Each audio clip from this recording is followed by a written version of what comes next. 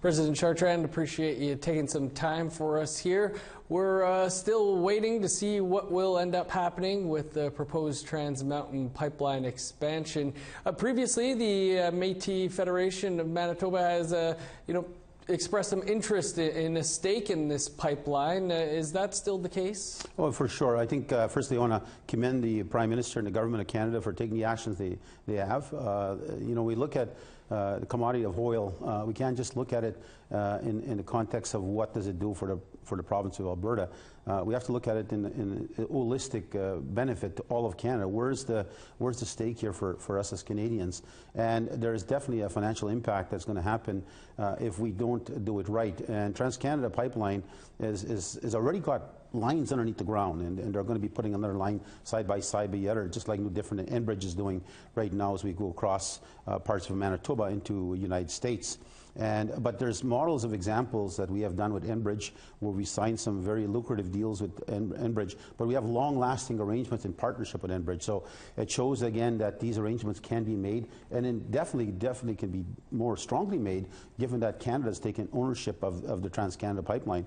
There are First Nations I hear that are also looking at potentially being investors. The Federation definitely is one that wants to be an investor in this process. I think it's could have long-lasting financial benefits to my people and create economic opportunities not seen before.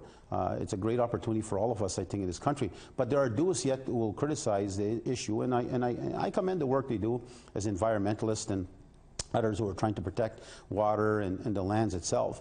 But we have to not only look in our backyard, not only in our country, we've got to look internationally. How is this whole matter having an impact on the purse strings of our country and the effects to our country? If we can't get this bitumen, this oil out, then we're going to continue to get the lowest price per Americans aren't going to give us more money overnight, especially with Trump being there. So let's look at it from the perspective, if we can't get this oil to market and make the best resource available, and at the same time Canada make revenue out of this to in turn give it back to us, to invest back into us, there's going to be a great loss in this country financially. Then how are we going to replace that loss? Is the environmentalists have plans how to replace that loss? Some First Nations are opposing this. Do they have plans how they're going to replenish that resource that's going to be gone? Where's the money going to continue to come to invest in Indigenous economic development, Indigenous investment in education and health? All these things come at a cost. And for sure, I'm too one that protects the environment. I support the environment strongly, but I'm also very conscious of the economic engines that are giving us an opportunity to great investments for my people. And so we have to look at both sides. I don't think it's fair to look only at one side of the coin. We have to look at both sides of this coin. So we will support Trans-Canada strongly, and I do commend the government for going the extra mile and going forward and buying this company in the interim to make sure it becomes a success. It will become, eventually it'll come. It's just a matter of when now. President Chartrand, you mentioned Enbridge, and Line 3 is under construction going through Manitoba and other prairie provinces right now. What benefits are the Métis seeing from Line 3? Oh, in fact, I think you didn't answer the right question, because in Enbridge right now, I'm getting calls from a lot of we have guaranteed 150 Métis employed. We've also trained and partnered with some of the First Nations, and they're getting employed. And I can't see enough of the calls I'm getting from people saying, yeah, I just saw my check. I just saw my check. You know how big it is? Like, it's substantially big. And I'm talking some people working for 1 week are getting checks cleared of over $3,000 a week. And so right now the pay is very good. We know it's a short term, but clearly at the end of the line, we also knew the pipeline would have to come in, because it's at the 48th year and the 50 years they changed the pipelines for environmental protection, etc.